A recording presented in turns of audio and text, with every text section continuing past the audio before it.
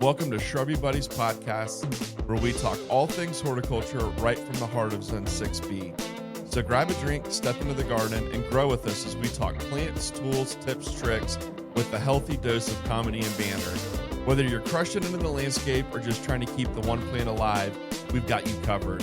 And as always, love you harder +2. Hey, Shrubby Buddies, and welcome to this week's episode of the podcast. I'm Matty C, joined with Timmy D, and we are in Studio 6B. So, what's up, brother? How are you, Timmy? Good. How are you? I'm doing well. Good. I'm doing well. It's been busy, like we're always talking about. Yeah. It's been a busy week and a half, 2 weeks for me, but we're just rolling right along into spring here. It's like fun busy. Sure.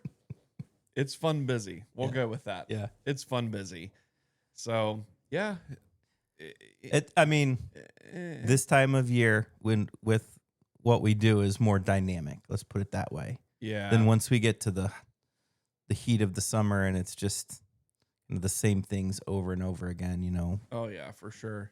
Weed control and water and weed control and water.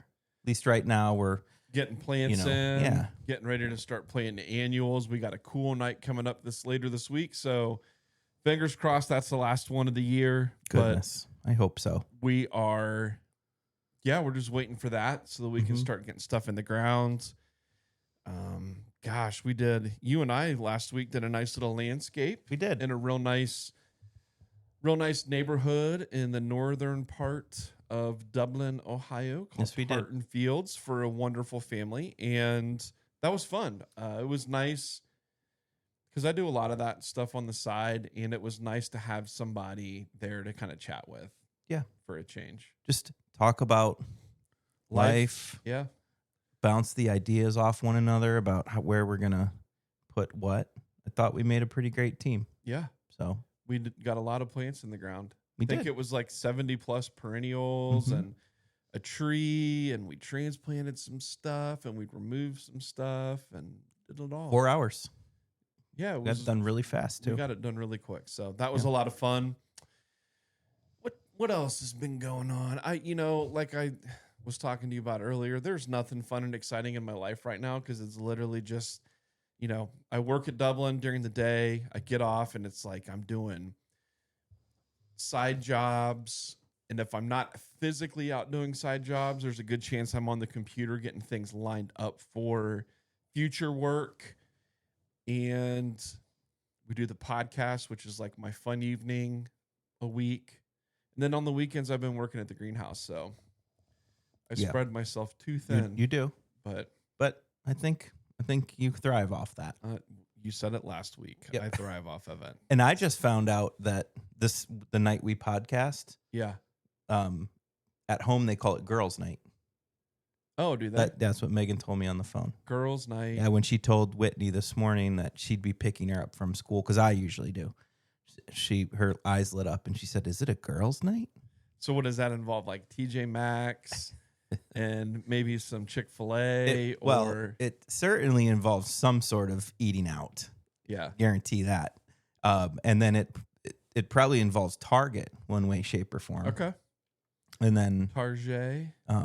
Yeah. So I don't know. I'm not a girl and I'm not present. So I can't really say what happens, but have fun, girls. Yeah. Love you. That's fair. +2. Yeah. Harder +2. Yeah. And after we're done with what time is it? So in about an hour and 20 minutes, the Cavs, the Cleveland Cavaliers are gonna play a basketball game tonight. Playing a little basketball. Yes, the first game of the Eastern Conference semis against the Detroit Pistons. We're gonna watch it. Yes, we are. At least some of it. Mm-hmm. Yeah, we'll see. We'll see like how things are going, and that'll dictate whether I leave or stay. Okay. Right. Yeah, that's fair. I can get with that. If it's third quarter and they're down by 20 plus, I'm out of here. I like how you sit crisscross applesauce. Thanks. I like that. It's fun. By the time we're done, this foot's fallen asleep completely. I'm too big to do that in these.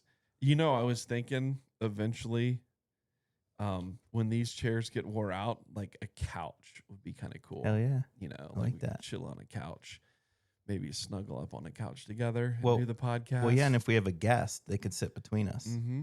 I mean, right now, if we have a guest on, where are we going to put them? And we could say, hey, left nut. You could say, hey, right nut. Yeah. We could say, who's the penis in between us? I never heard that. You've never heard that before? Oh, my gosh, dude. That was like... I would just say the person in the middle skiing. Okay, that too. So use your imagination. Yeah. So this week's song of the week. Yeah, I was just going to ask, do you listen to any music? I've been listening to somebody the past couple days, and I was jamming out to him on the way home today, and I thought, this is my song for tonight, and that is Mutilated Lips by Ween. That's not going to be the only Ween song on the list either, because I'm going to certainly pick one. Is that all right with you that I chose Mutilated?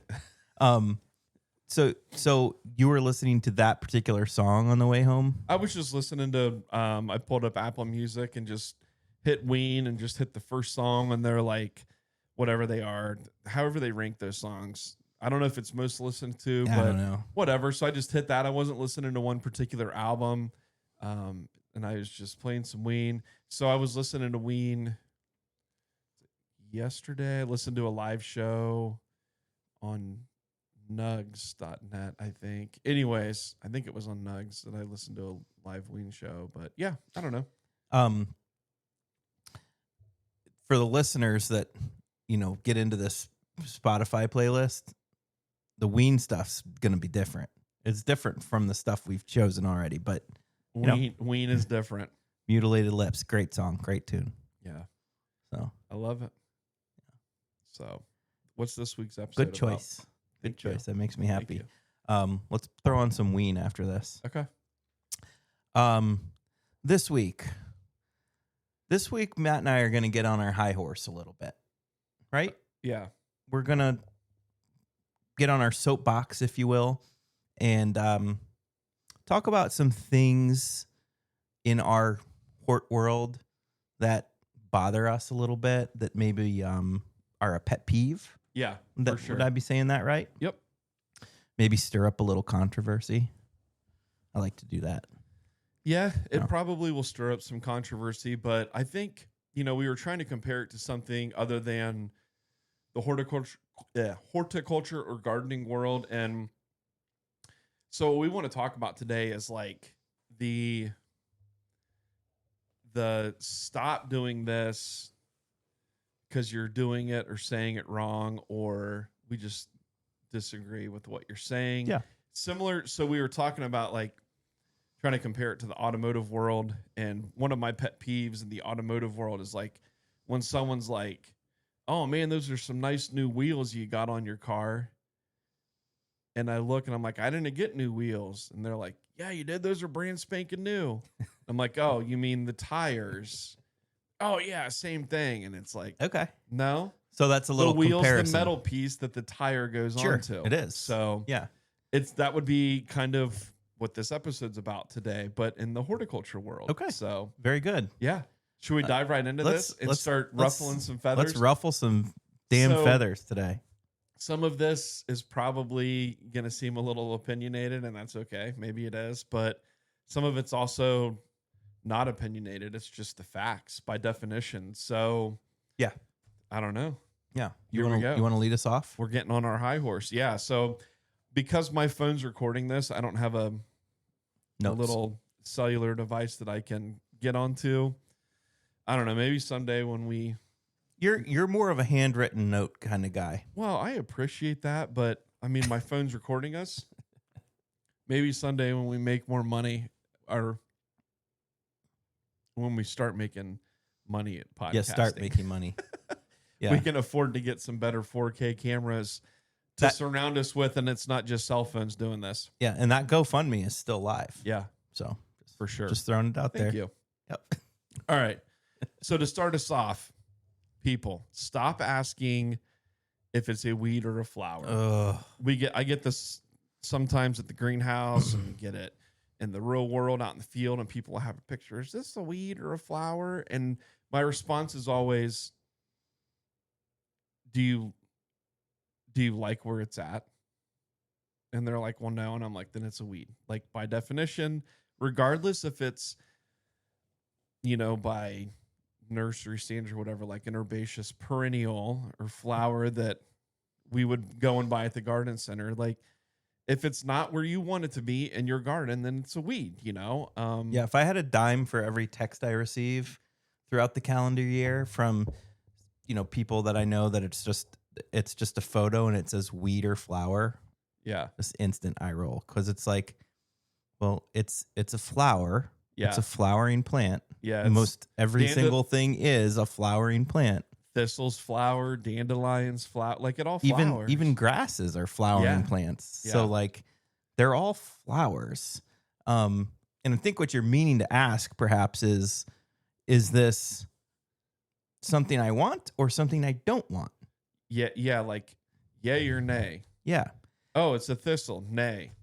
Right. And a thistle's an obvious one, a thistle in a flower bed, or some chickweed in a flower bed. Or a dandelion, or in a flower bed. Nutsedge. Right. But yeah, there's some nuance here, because there's some plants that might pop up in your garden that's a seedling from a plant that you have. So let's just take penstemon for an example of a plant that's going to reseed in your garden. If you see that reseeding, see the penstemon's here and you see it reseeding over here, amongst your rudbeckia, but you don't want it amongst your rudbeckia, that's a weed. Yep. By definition. By definition, because it's a plant growing where you don't want it. Yeah. So you pull it. Simple as that. Weed isn't a negative connotation. We were talking about this. There's so many great plants, great native plants that are so important to wildlife and to the ecosystem. Butterfly weed, Joe Pye weed, ironweed. They all have the name weed in them. Yeah. So it's a term. And I've had that before too, when like at the garden center and you're like, hey, plant this butterfly weed. And they're like, oh, that's a weed. I don't want it. And it's like, wait a second. Yeah. Like, no, that's just the name. It's not a weed. This is the one that tracks the butterflies. Yeah. So, yeah. And kind of going off of, you mentioned penstemon. So let's kind of jump forward on this list a little bit. Okay. And we're going to kind of play off the penstemon and lump a couple of them in together here. Okay.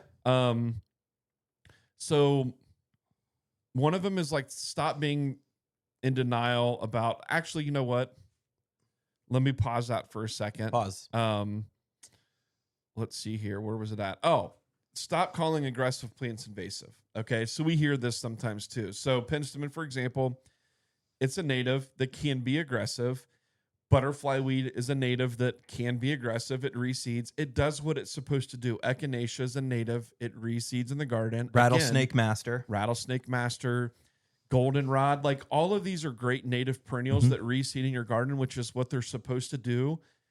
And people will say, oh, well, my goldenrod's invasive because it's taken over the whole entire garden. Well, it's not invasive. It's aggressive, but it's not invasive. It's aggressive and it seeds around and it's doing what it's supposed to do. Yeah. And it's a good guy. It's a good plant. It's good for the ecosystem. It's good for the bugs and the wildlife. It's not destroying ecosystems. Yeah, it's not choking out good plants because it is a good plant itself. So, by definition, we can't call that invasive because invasive has a negative connotation to it, right? Yeah. So, we need to know the difference between seeding around or being aggressive in the garden and invasive, right? Correct. Yeah. Is that what you're getting at? Yeah, absolutely. So stop calling aggressive plants invasive and learn Aggressive the definition natives. between the two. Yeah. Invasive. But then also playing off of the invasive thing, people stop being in denial about invasives just because they're not in your yard. So this is another one that we hear a lot when we're like, stop planting burning bush. It's invasive, or stop planting barberry because it's invasive. I would say burning bush and barberry are the poster children for this. Correct. Yeah. Up until recent years, it was Cleveland Select Pear was another one, And what we hear is, Well, it's not invasive. It's because it's not showing up in my yard. Yeah. It's like, well, it's not coming up all over my yard. yeah. And my response is always, okay, you're mowing your grass, Mm-hmm. keeping it suppressed that way. You're pulling weeds in your flower beds. Or perhaps using chemicals. You're using herbicides. You're keeping everything relatively neat and tidy in your, in and around your house. So of course you're not going to see this popping up. Mm-hmm. But what I challenge you to do is, if you are in like a residential area and you have kind of a natural area close by, maybe a wood lot or a prairie or along a stream edge, just go walk that sometime and pay attention, and you will see these invasives coming up. So yes. So it's just, you can't just be like, well, this isn't coming up in my yard, so it's not an invasive plant. It is invasive. And this is just one of those facts we're talking about. This isn't our opinion. Like, some of these plants are very invasive, and they're doing quite a bit of harm to our natural areas. They're outcompeting the good plants, and they provide no benefits to the wildlife. So just because you don't see it in your yard doesn't mean it's not true. Yeah, so correct. And we still sell the stuff. Unfortunately, we do, because, well, I don't. But I say we, I mean, just the industry still. Yeah. And you have to jump through. There's a lot of hoops to have to jump through in order to outlaw something, right? Speaking of hoops, I was at a nursery the other day. I'm not going to mention names because I do like the nursery. And I drove by. They had 4 hoop houses full of burning bush, like giant hoop houses. And I'm just like, ugh. I know. Like, dang. I saw it too. You know what I'm talking about? I know what you're talking about. When were you there? On Friday. You were? Unless you're talking about the other one. A different one. So I saw that too at a different place. Okay, fair enough. So we're not going to throw them under the bus. It is such a shame. And this isn't a talk about invasives and all the alternatives, but there are so many great alternatives to burning bush. And while burning bush and barberry, they do have like certain aspects of them that can be ornamental, and I can see what can draw you to them. If you know that it's detrimental to your surrounding ecosystem, then why do you want to continue to use it? Yeah. And if the consumer can shut off from that and there's no demand, then they'll stop growing it. Yeah. So anyways, horse. Or fingers crossed we can get like what they've done with calorie pair, with the Cleveland Select pairs and stuff, and just outlaw it. It'd be great to get that ball rolling on some of this, because it takes years. You can't just one day say can't sell this anymore, because these growers have put so many resources over the years growing these things, time and money. You can't just say, that's all wasted. That's a lot of money lost. So there has to be this buffer time where they can still sell it. And then there's a certain point where that's cut off. Yeah. So, and we're talking about barberry. I mean, there's more than just barberry and burning bush. For sure. But we're talking about those. Those are the 2 that we see the most here in Ohio in Zone 6B.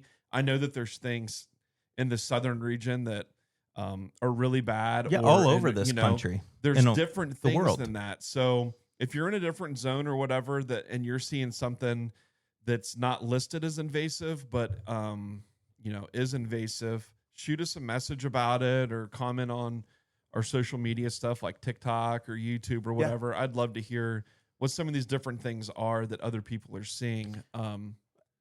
A good example of it, and I've never seen it with my own eyes, but I know like the Norway maple in the northeast part of the United States is taking over areas that's sugar maple forests, and it's just like it's a junky, trashy tree, and it doesn't provide anything. And what you think about what comes from sugar maples, like agriculturally, is the maple syrup, the high sugar content, and this thing is just running rampant. We don't have that problem here per se, but I recognize that it's an invasive and a potential invasive, so I'm not planting them. Yeah.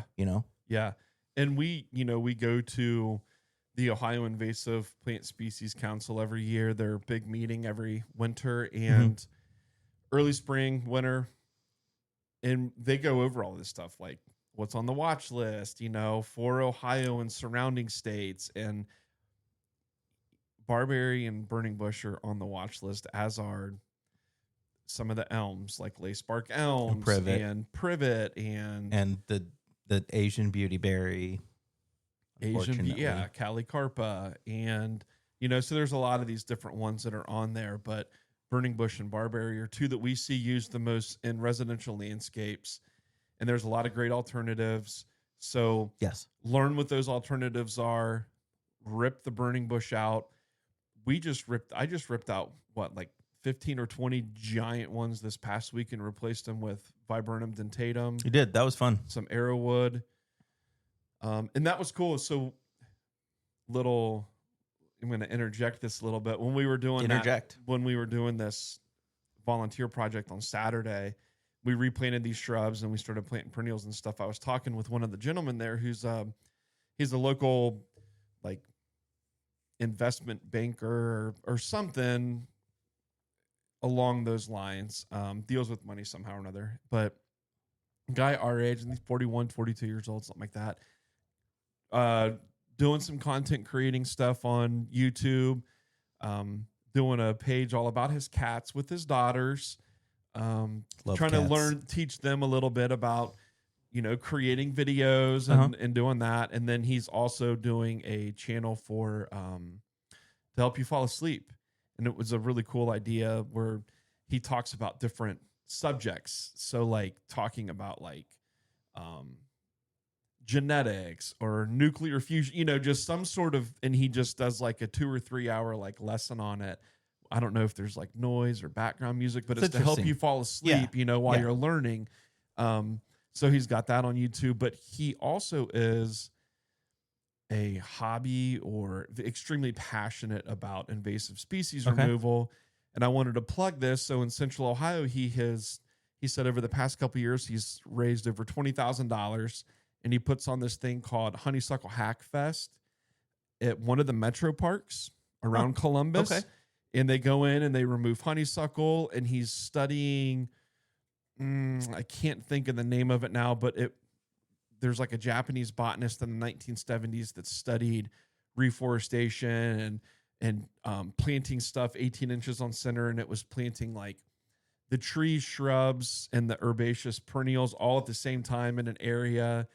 And they compete against one another, and they grow real fast. And it's to to keep out the invasives. Well, to keep out invasives, but also to grow these mature forests with canopy and everything relatively quick. Because they're all competing for sunlight, but it was really interesting, and he's trying to implement that into some different things around Central Ohio, and he does. You didn't tell me about this. This is very interesting. It was pretty interesting. We'll have to talk more about it, but anyways, I just wanted to plug that, the Honeysuckle Hack Fest, which I thought was pretty cool. So was he pleased about all the burning bush you ripped out? Dude, he was pumped. Was he? Yeah, he was like, "What was in here?" And I was like, "Burning bush." He's like, "Oh, so glad to see that stuff. That's good. Everybody needs to rip Burning Bush out." That's great. And then he was in love with the fact that we were replacing it with, a cultivar of our native viburnum. Sounds like a good dude. Yeah. So cool. Yeah. All right. Moving along here. What's next, Matt? All right. Next on the list. This is one we hear all the time too. And that's calling all evergreens pines. This is probably my biggest pet peeve. Oh, my pine's got something wrong with it, or my pine's dying. And it's oh, let me see a picture of it. And I'm thinking Scotch pine, white pine, something along those lines. And then they pull up the photo of a Colorado blue spruce or a picture of a green giant arborvitae. And it's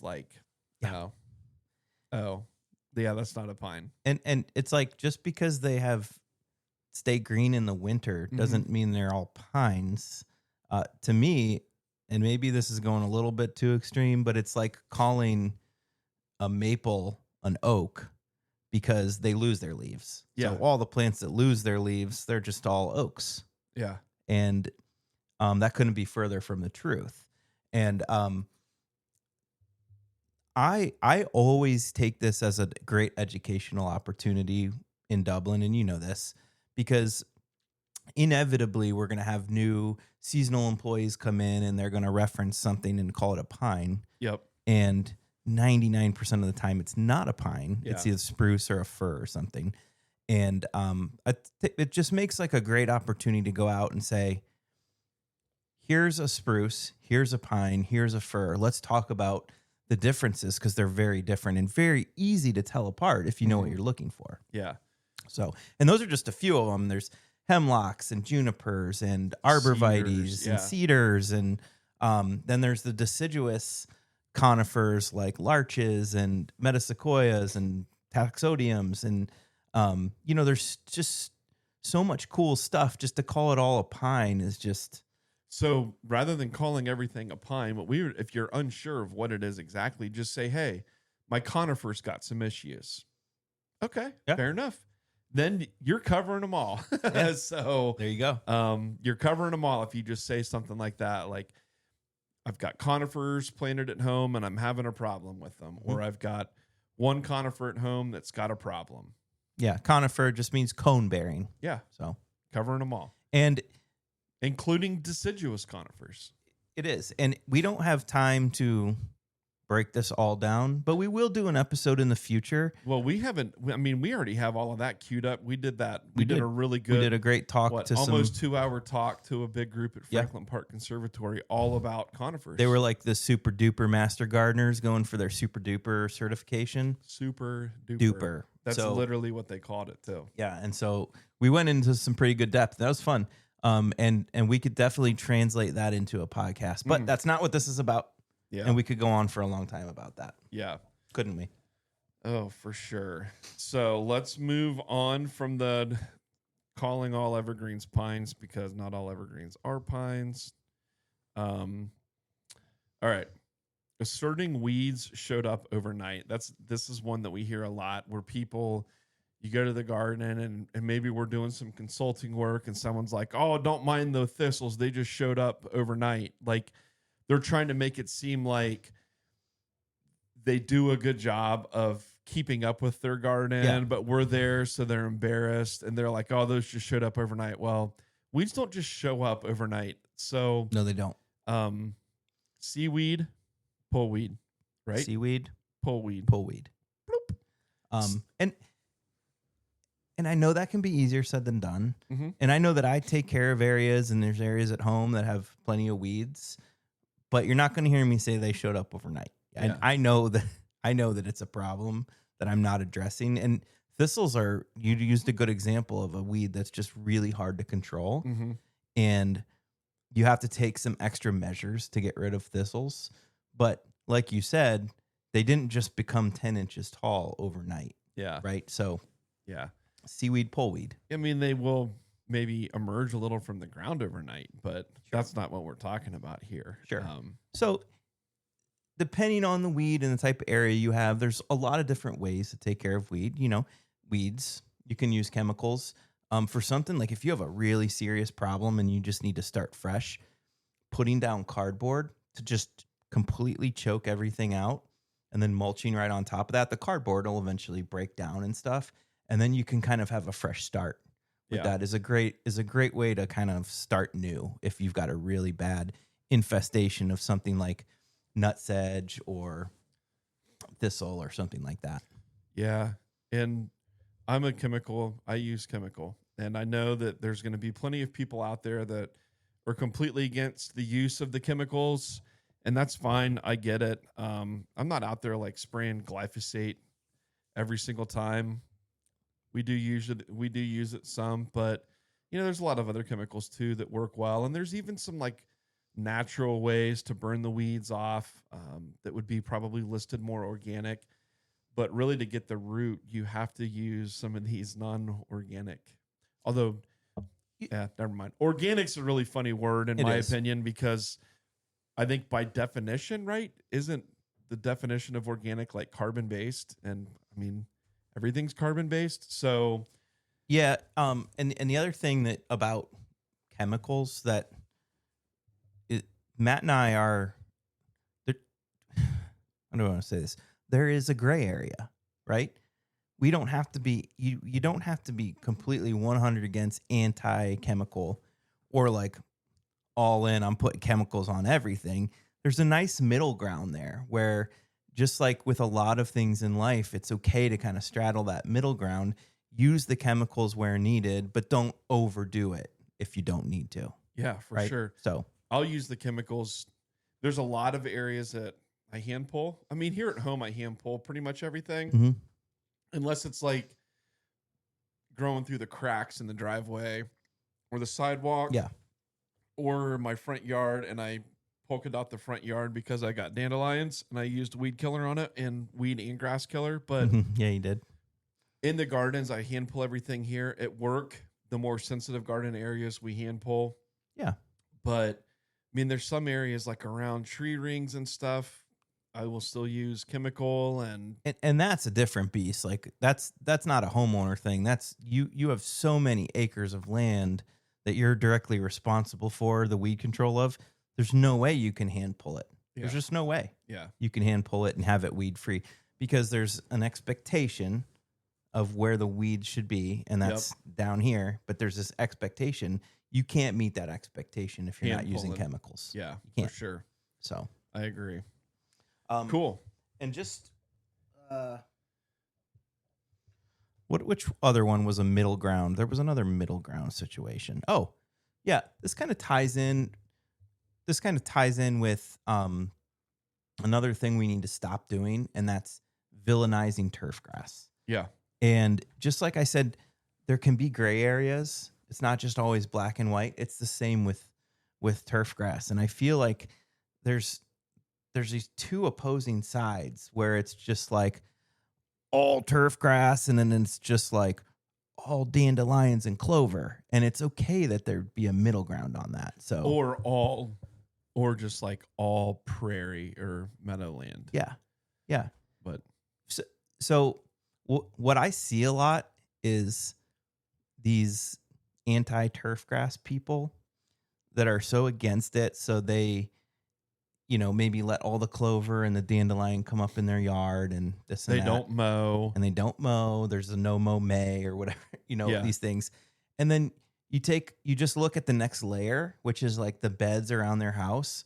And it's just like a row of boxwoods and a Japanese maple. Mm-hmm. And it's like, you can't do the whole turf grass thing if your gardens are just planted with things that aren't giving back to the ecosystem, right? Yeah.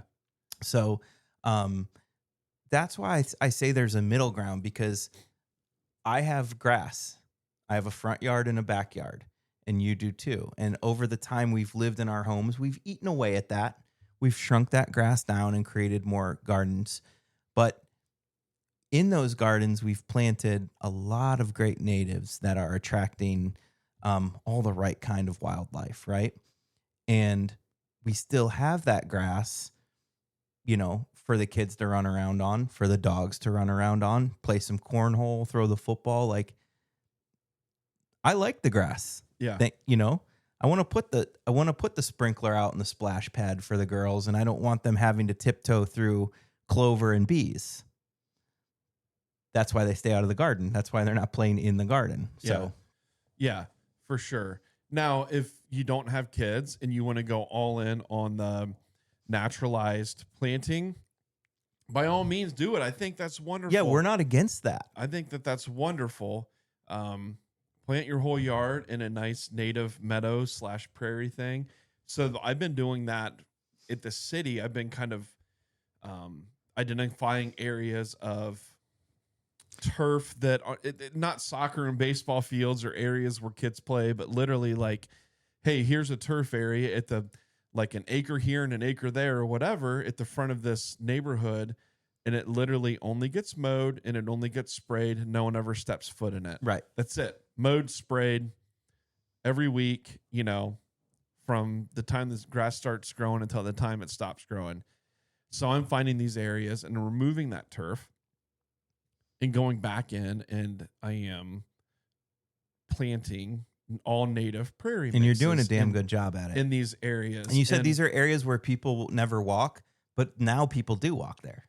Yeah, people walk through them now because it's interesting to them. Exactly. And but you've put some really dynamic prairies in, and it's so fun going into them each year and seeing like the evolution of all these, wonderful plants that are growing in there. So, and guess what? I had a meeting, I don't know, probably a month and a half ago with like the president of an HOA and somebody else involved in the HOA of one of the neighborhoods in Dublin that has acres of land that is like a walking path with some ornamental horticultural like landscape beds.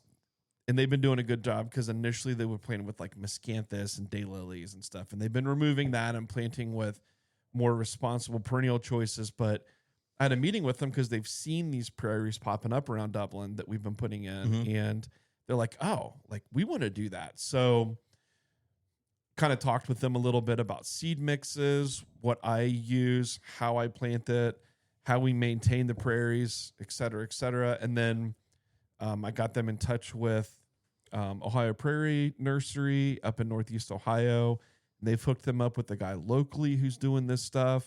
He's like a consultant / installer of these natural areas and stuff. And I think that they're going to be converting a lot of this turfed area into and prairies. What's great about it is these prairies that you're installing, they're as low maintenance as you get for a landscape, because once they're installed, you just mow them once a year, even every 2 years, depending on what type of like pressure you're getting from like weedy, woody plants that might need mowed down every year.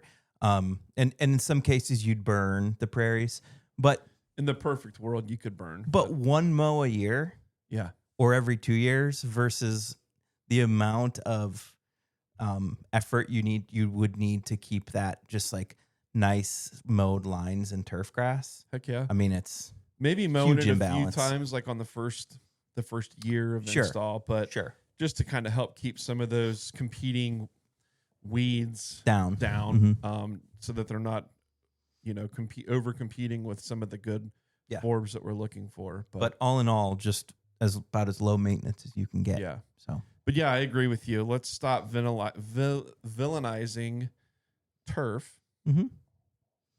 There are certain situations where it's not necessary to have just acres and acres and turf. I like having the grass in my yard. Yeah, for sure. And if you live in the country and you have 7 acres that you mow right now, okay, maybe, or you're a large corporation and you've got this big warehouse on this large plot of land, that'd be a great opportunity. Maybe 6.5 acres of it could be natural area. Exactly. And it's good to feel that grass between your toes. It is. Gray areas. Gray areas are okay. Gray areas. Yeah. The middle ground. Yeah, for sure. What else we got on our list? You were talking about cutting stuff back down, like mowing prairies in the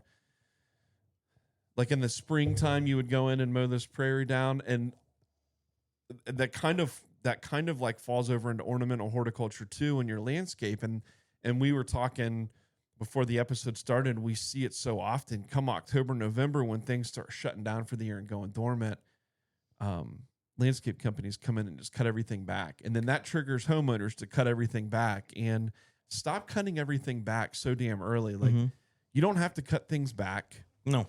October, November, wait until spring, wait till you maybe start to see some new growth coming up, and then go in and cut it back. Late winter, early spring. Yeah, all you're doing when you cut these things back so early is you're removing potential feed for birds, nesting areas for insects, nesting areas for birds, little areas where ground mammals may like bury themselves into to get out of the weather or to stay warm or whatever. Yeah, and you're missing out on like potential beautiful scenery in the winter, especially if you live somewhere with snow. We've talked about this. I'm a sucker for just a little bit of snow sitting on top of, a spent perennial. Yeah. You're not going to have that if you cut it all the way back. Yeah. So winter interest. So think about that when you're designing your garden, right?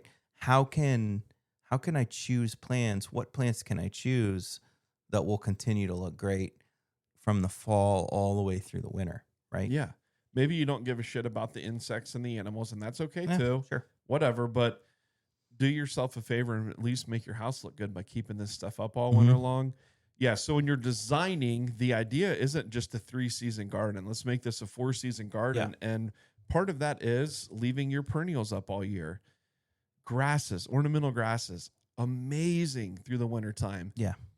Everyone is planting panicled hydrangeas, myself included. I use panicled hydrangeas in residential landscaping all the time. Leave those spent flower blooms on all winter long. Add an interest. Exactly. Echinacea, your cone flowers, leave them up. Add an interest. I used Pycnanthemum mutica, You mountain did. mint. You did. Leave it up all winter long. All of your perennials. Now, obviously, there's some like hostas are going to melt in. Aurelia just melts away. Yeah, Aurelia melts. And if it's just unsightly and you want to clean it up, we do. Yeah. We go through and just clean up what needs cleaned up. But I cleaned up my Brunera because it kind of gets a little but sure. Yeah. I love it. So leave your perennials up. Try leaving that stuff intact, because I don't know what this was, but leave your perennials up. I feel like it's like some kind of like symbolism. When you look at this yard in October and it's completely cut back, it's just like gardens are done. We're done. Yeah. And it's like, no, life can continue through the winter. So keep those gardens up. Dude, I gripe on, I won't mention his last name, but he lives here in town, old Donnie, because he's got these beautiful gardens around his house. Does he all really? around Does he his cut house. them back? Cuts them all back. Why? Cuts them all back. Next And I'm time like, I dude, see him, I'm like, gonna leave that stuff. And he's like, no, I want it to be nice and clean and neat all winter long. I don't get it. One man's clean and neat is another man's not clean and neat. I don't have time for that. I don't have time for it. So there was a couple things on our list that kind of go together as far as poisonous plants go, right? Yeah. Well, there was one for sure, and that's every year it comes up. The news puts something out in the springtime. It gets shared all over social media. People flip their shit about it, and that's poison hemlock. Yes. Stop sounding the alarm on poison hemlock. Poison hemlock's been around for since the 1800s. 200 years. It's been in this country since the 1800s, and it ain't going anywhere. It's been here and ain't going anywhere. I don't know all the validity to it, but it's supposed to be what killed Socrates. Okay. So it's nothing new, but it seems like with the whole how we're now connected through social media, that it's a huge problem compared to it was. And I think it is a bigger problem in the last few decades than maybe it was 100 years ago, but still. Give me, Tim. Yeah. You pulled up some stats on poison hemlock. Let me hear the stats. I did a little research, and on average, less than two, I'm laughing. Less than 2 people die every year from poison hemlock in the United States of America. Okay. Less than two people. So you said, and that's I'm sad anytime anyone dies, right? Yeah. But we should think about all the things that are killing people, and this should be of least concern of things that kill people. Just because it's growing along the bike path and you brush up against it with your arm, you ain't dying. It's not going to happen. You're going to have to ingest this stuff. No, it needs to get into your bloodstream. There could be some very mild reaction on the skin, usually not. It's like if you eat the plant, or if you get the sap on your hands and then get it in your eyes, nose, or butthole. Yeah. Any way that it can get into your bloodstream. So if you're pooping in the woods and you're going to reach for some of nature's TP, don't wipe your butt with some poison hemlock. Know what you're reaching for. Find I don't know, and don't wipe your butt with nettles either, because that might hurt a little bit. Or poison ivy, but we'll get to that next. But the thing is, like, these less than 2, I'm gonna say it again, less than 2 deaths per year in the United States.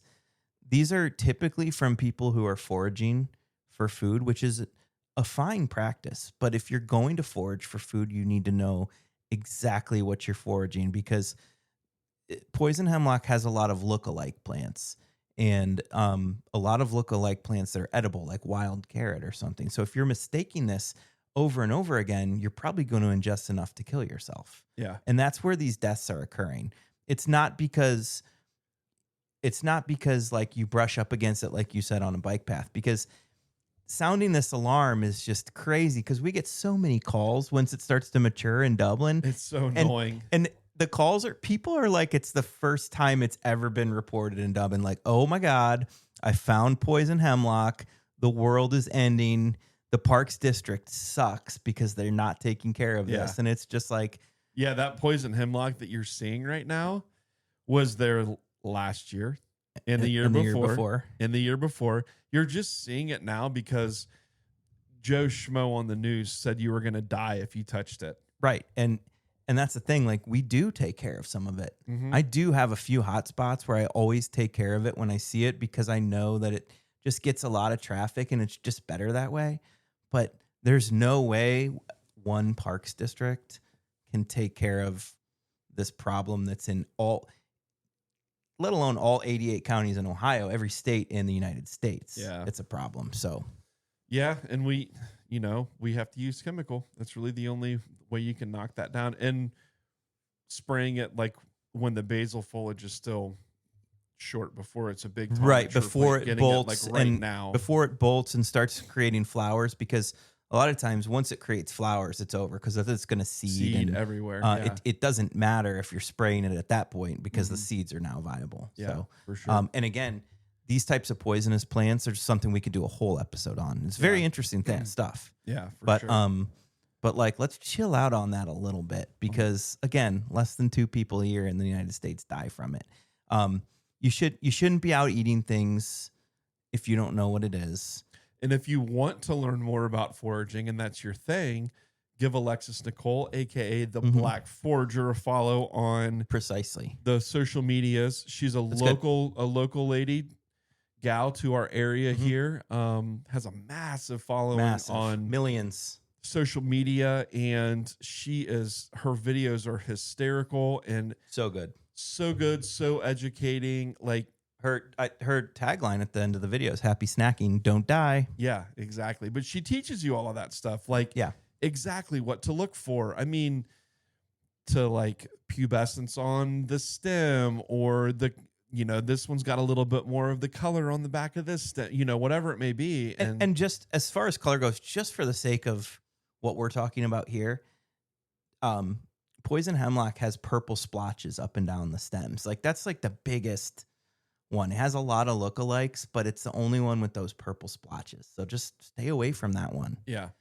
Or if you're out and about with your children, like as a parent, don't let your children just like go eating things. Yeah. Be better at parenting. I just less than 2 people a year. Like this is not a problem, right? It's one of the deadliest. It's very deadly, but it's potentially deadly, but it's not killing a lot of people. So let's just chill out on it a little bit. But yeah, flying in from poison hemlock to this other one that we get tired of hearing is leaves of 3, let it be. So we hear that quite often from people when talking about like poison ivy and poison oak and things. Mostly poison ivy here where we're at, but yeah, we don't have poison oak in Ohio. That's another misnomer.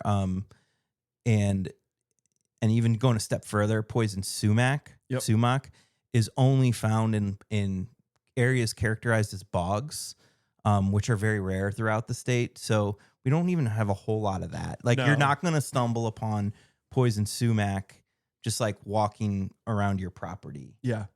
But poison ivy, yes, that is something everyone will encounter, correct? Yeah. Poison ivy's everywhere, and it's not something to be afraid of. If you are super allergic to poison ivy, chances are you already know that.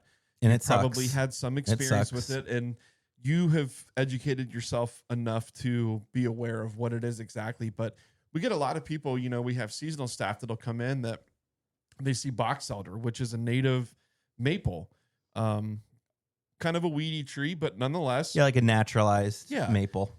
And it has a very similar looking leaf to poison ivy. And people see box elder and say, oh, that's poison ivy. We got to spray it. And it's like, well, no, like it's not, poison or box elder is the biggest one that I hear, like comparison. But so the point we're trying to make is the saying leaves of 3, let it be. Yeah.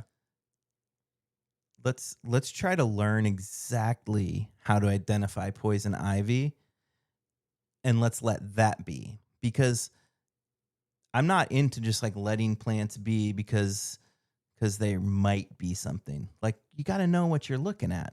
And I'm perfectly fine with leaves of 3, let it be. If you're out on a hike with like your toddler, that's cool. But as adults, we should be thinking a little bit more critically than that, because you mentioned box elder, and that's just a unnaturalized maple. But go back to foraging, raspberries. You're asking adults in America to think critically. Go on. Shame on me. Yeah, that was good. Thank you for that. Raspberries and blackberries have very similar leaf structure to poison ivy. They have those 3. They often show the 3 leaflets. Yeah, but they're so much different. A thorn might get you. But yeah, they have thorns, and poison ivy doesn't. So that'd be like a great indicator there, because like I don't want you to stay away. If you come across a berry patch, I want you to get into that thing. You know, that's good. There. That's good stuff. Get in there. But if you come across poison ivy and you know it is, I want you to stay away from that, because no one wants that. I have some on my arm right here, and it itches. It's not a lot, but it itches like the dickens. Yeah, I don't know. I've kind of got that mindset where I never used to get poison ivy. I get it now. I really, really, really, really have to get into it to get it that bad. I really think anyone will get it, but it's just different levels. Yeah. Like you don't get it too bad. I don't get it too bad. But like my wife, Megan, she'll pull some poison ivy with like 3 pairs of rubber gloves on, and somehow she'll get it like down here on her inner thigh. And it's like, she's just very sensitive to it. Like I'm one of those people where if I'm in there weeding the garden, and I don't really wear gloves too I know much. You don't. But if I'm like hand pulling weeds in the garden and there's like a little bit of poison ivy that's coming up, like I'm just grabbing that with my hands and pulling it. I'm not putting on gloves and freaking out about it. And you're more than welcome to put on gloves. Yeah, that's great. But what we're trying to get down to is know how to identify it. And there's so many great resources. Just make sure you find the good resources online, because there's so many shitty resources on how to identify poison ivy. But I would say like the biggest one is the alternate leaf arrangement. That compared to a box elder, which the thing is about these box elders is they often grow in a very similar, like the woodland edge as poison ivy. So they're like right next to each other. They're often growing right next to each other. And I can't tell you how many times I've had someone swear to me it was poison ivy, and I've grabbed leaves, crunched them up, and rubbed them all over myself. That's how confident I am, because the leaf arrangement on that box elder is opposite versus alternate. Yeah. And it's just, that tells me enough right there. But then there's other things, like poison ivy is a vine. It can also present itself as like a ground cover or a small shrub. Yeah. But if it gets the opportunity, it will send up hairy vines up trees and be way, way, way up there.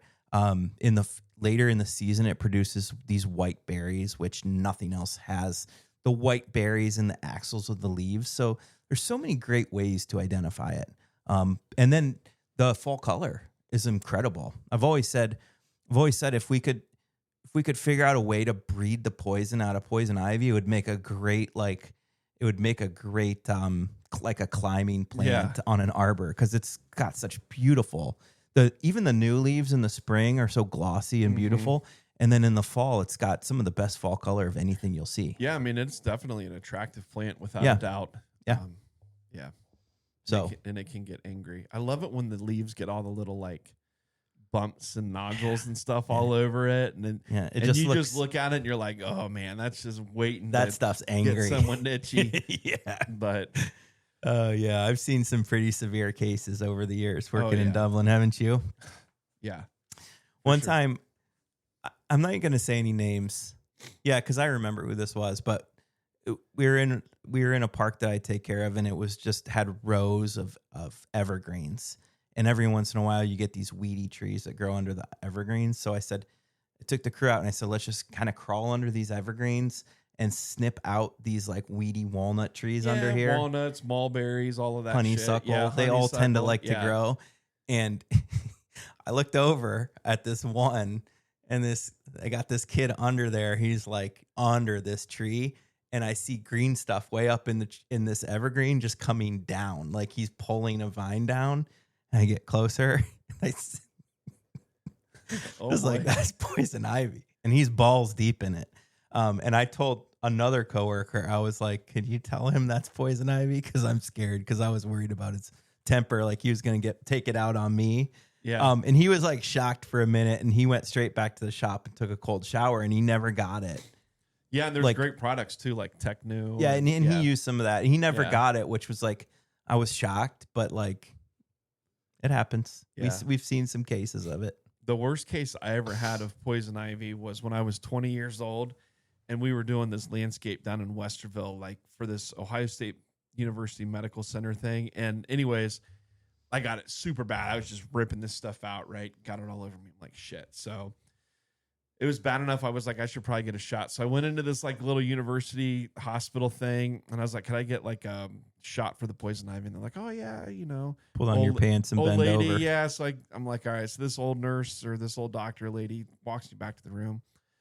She's like, oh, one of my one of the doctors is a student at Ohio State. She's going to be in here with me if that's okay with you. I'm like, yeah, that's fine. Right.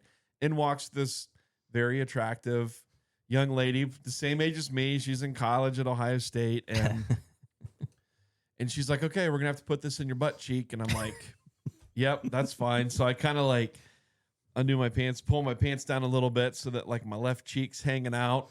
She's like, oh no, honey, I need it all. Be more than that. And she grabs my like pants, underwear, and all, and just rips them down to my ankles and flips my shirt up over my head. So now like my freaking sweaty ass and everything's just hanging out for the whole world to see. Maybe a doctor can explain to us why that shot needs to go in the ass, because why does it need to go in the ass? Yeah. And of course, this like good looking medical student's in there, and I was just shamed, like after that was all done, I'm like, I got to get out of here. But that's great. At 20 years old, at 43, I've had enough stuff done to me in my life.